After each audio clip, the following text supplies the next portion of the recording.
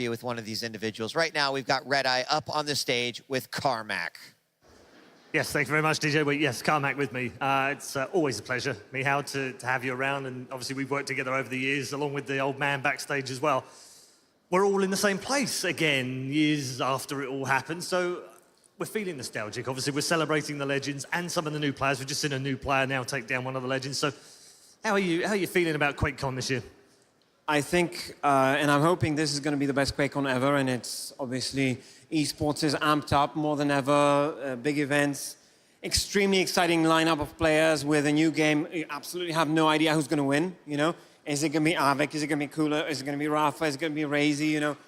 Some guy out of nowhere comes in and, you know, beats Toxic, who is a Quake 4 legend, you know? It's absolute insanity. Machiavelli's walking around like he's on drugs, like, I'm so excited, you know? It's, you know, it is exciting. It's great. It's fantastic to be around people, you know, that live and breathe Quake and have done so for over a decade. It's, you know, tons of nostalgia, you know, sitting on one couch with the old crew that, you know, we used to cover Quake together. It's an absolutely amazing feeling. I was just thinking, actually, when I did my prep for this event, I was going over the all old events and getting very nostalgic. Like, oh, look at that, I remember that match, and that was that Socrates match where he beat Fatality, and then that was that Dayla game against Lexa. All of these things came flooding back to me. And when I was doing my prep, I came across an article, rather it was a forum post on the old ES Reality by a certain man called Carmac on the site, and it said, Caller's favourite quotes. And underneath it said, I've locked this forum so no one can spam it. You were a bit of a taskmaster on that old site.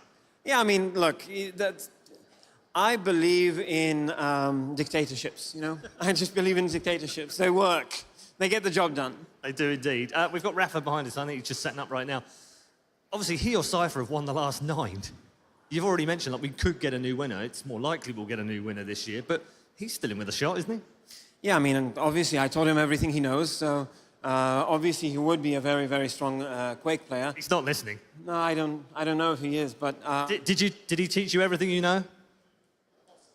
Yeah, mostly. So fair enough, close enough. No, what's very interesting here is obviously you got Raf and Cooler. These guys, if you look them up, tons of great championships, great trophies.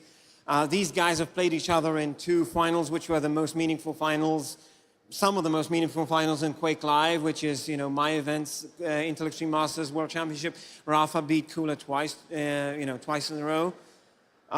So many great memories, so many matches. I got to see them practice a lot and kind of, you know, how close it got, how back and forth and emotional it got even in practice. And both of these players in their own kind of different ways, cerebral. So the match, like, this is one of the highlights of the year in esports for me, you know. There are games that are, you know, arguably bigger prize money, bigger this, bigger that. Maybe bigger track record because this is a new game, but this is one of the highlights, you know, of the year for me to see those 2 guys play in a new game, both practicing, you know, a lot, not to knock my own work around Quake, but the prize money here is very different than what they used to play for, and the stakes are very, very different. So no excuses here with that level of prize money. And there's, you know, there's a lot at stake. And to quote, you know, GTV, OMG, I'm spraying something everywhere. And if you're in the audience, if you know the quote, raise your hand, please. I'm interested.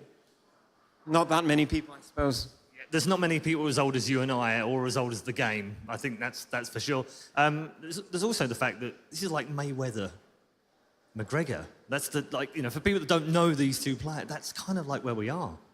Yeah, I'd say so. Rafa would be the Mayweather here a little bit because, you know, he's kind of that guy who... Cooler is a guy who's known for talking, right? He's always had those quotes, right? He's, you know, your LG is nothing on the LAN and all times lucky. Those really, really famous quotes of his. And Rafa's kind of that, you know, Mayweather is said to be that amazing defensive guy that doesn't really get hurt a lot. That's kind of how you would describe, that's how I would describe Rafa's play. He's that guy who kind of very difficult to hurt him because he's very well prepared for everything and he kind of counters very well.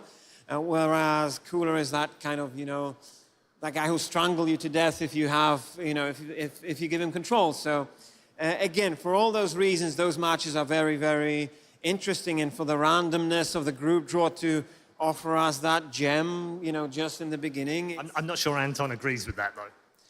You know, I don't know if Anton agrees with anything other than praise, to be fair.